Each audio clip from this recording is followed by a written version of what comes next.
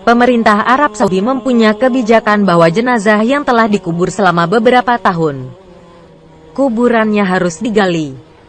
Tulang belulang jenazah kemudian diambil dan disatukan dengan tulang belulang mayat lainnya.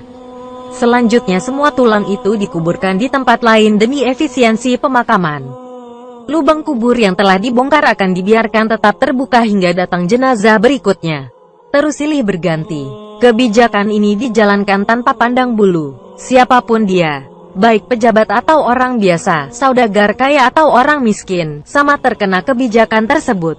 Inilah yang juga menimpa makam Syekh Nawawi Al-Bantani, tahun 1813 sampai tahun 1898.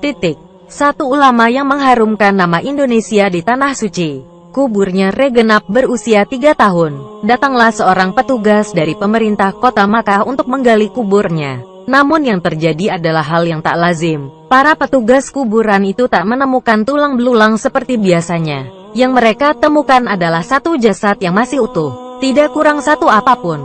Tidak ada lecet atau tanda-tanda pembusukan seperti umumnya jenazah yang telah lama dikuburkan. Bahkan kain putih kafan penutup jasad beliau tidak sobek dan tidak lapuk sedikit pun.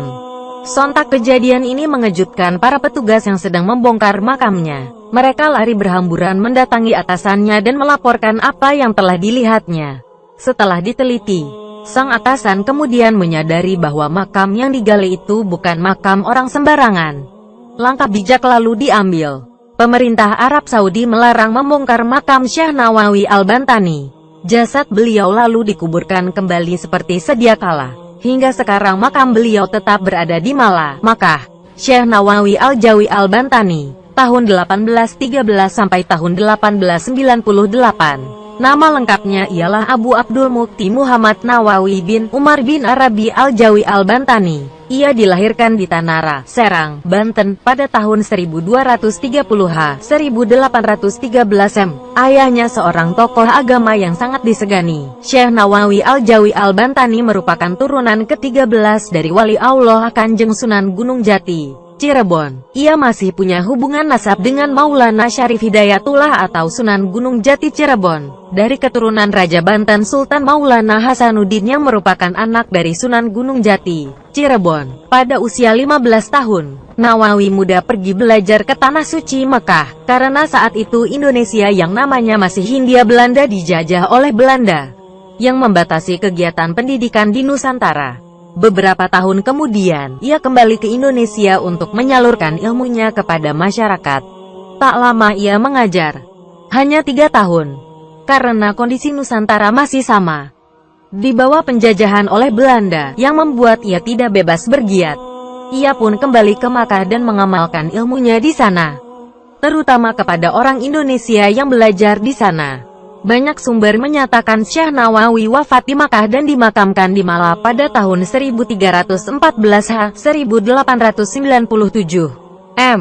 Namun menurut Al-A'lam dan Mu'jam Mu'allim, dua kitab yang membahas tokoh dan guru yang berpengaruh di dunia Islam, ia wafat pada 1316H, 1898 M. Syekh Nawawi Al-Bantani adalah satu dari 3 ulama Indonesia yang mengajar di Masjid Al-Haram di Makkah Al-Mukarramah pada abad ke-19 dan awal abad ke-20. Dua yang lain ialah muridnya, Ahmad Khatib Minangkabau dan Syekh Mahfuz Termas. Ini menunjukkan bahwa kealiman dan ilmunya sangat diakui tidak hanya di Indonesia, melainkan juga di semenanjung Arab. Syekh Nawawi sendiri menjadi pengajar di Masjid Al-Haram sampai akhir hayatnya yaitu sampai 1898. Lalu dilanjutkan oleh kedua muridnya itu. Wajar jika ia dimakamkan berdekatan dengan makam istri Nabi Muhammad, Sayyidah Khadijah radhiyallahu Makkah. Syekh Nawawi Al-Bantani mendapatkan gelar Sayyidu Ulama Al-Hijaz yang berarti sesepuh ulama Hijaz, atau guru dari ulama Hijaz atau akar dari ulama Hijaz.